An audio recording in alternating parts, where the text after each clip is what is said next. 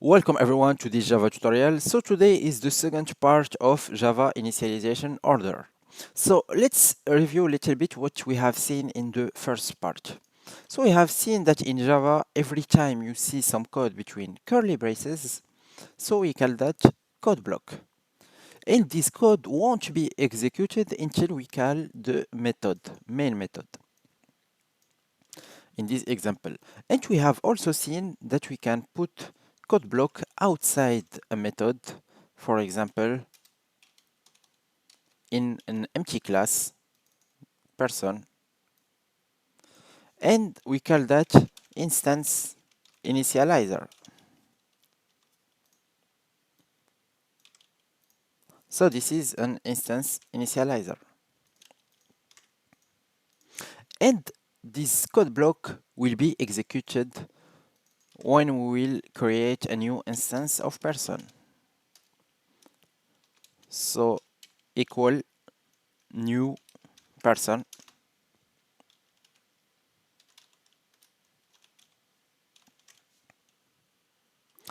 So when I will run my code, this code will be executed. So run, and here I have instance initializer. And we have also seen that the order, initialization order, is that instance initializer and instance variable are executed first, then the constructor executed the last. So in this tutorial, we'll introduce the keyword static. So to create a static instance initializer, we have just to add the keyword static.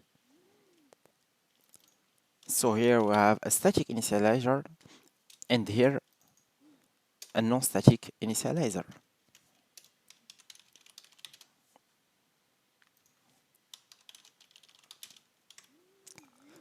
So what's the difference between static initializer and non-static initializer? So let's create a second person, person2, and let's put some separator between the two results.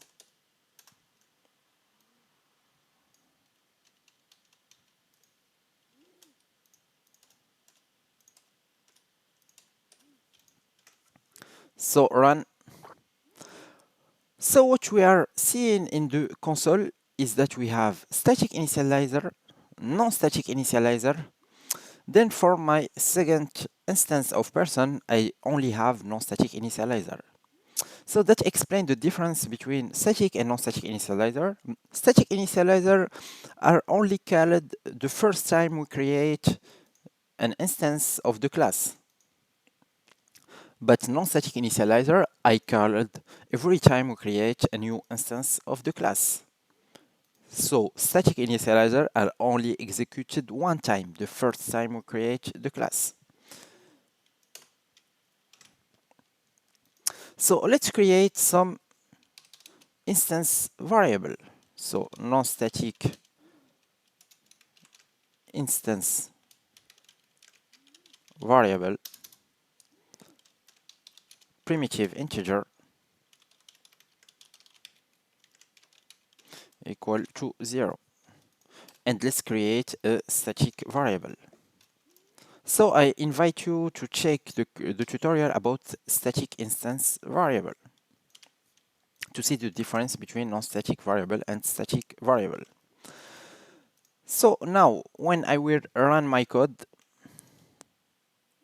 I have static initializer executed first, then non-static initializer. Then I will create a constructor, so public person.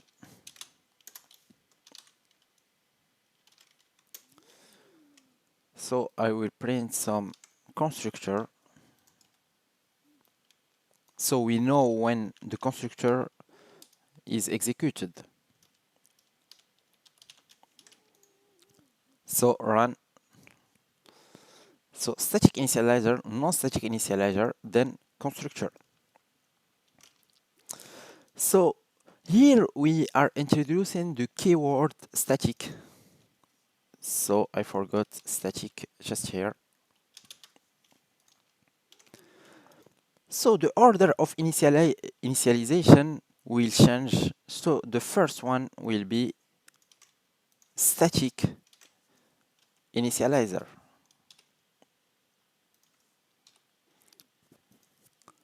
So here static instance variable and static instance initializer will be always executed first. Then the second to be executed will be non-static instance initializer and non-static variable. Then the constructor will be the last one to be executed. So for example, if I put all my instance initializer, static and non-static here, so I will have the same results. Static initializer, then non-static initializer, then constructor. So let's put that in the order of execution.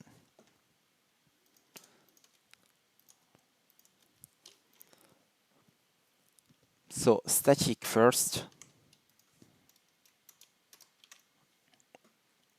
then static variable,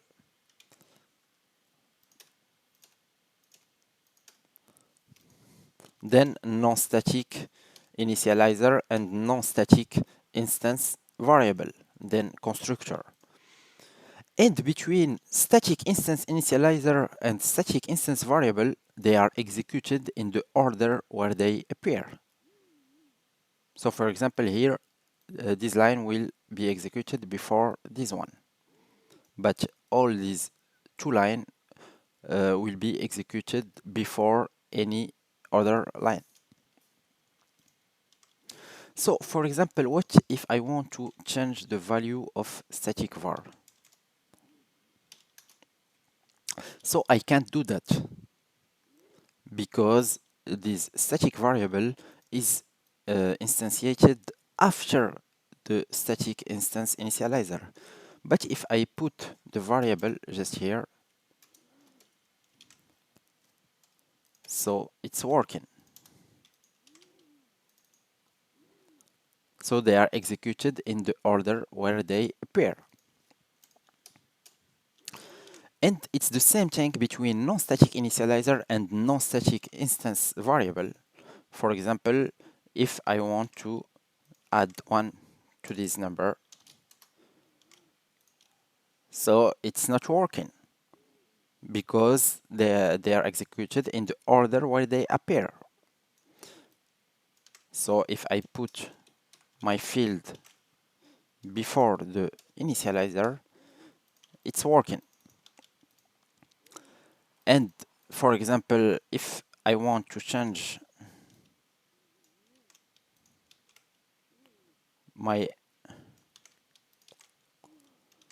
the value of a static variable in my non-static instance initializer, so it's working because the Java compiler now know that all static are executed before non-static. So if I put this code before, so it's working. There is no compiler error. And if I put all this block in the end of my class, so there is no problem. And here I can refer to my variable in my constructor. For example, if I want just to add 1, so there is no problem. I will do the same for non-static variable and no compile error because the Java compiler know that the constructor is the last one to be executed. So here is the final order.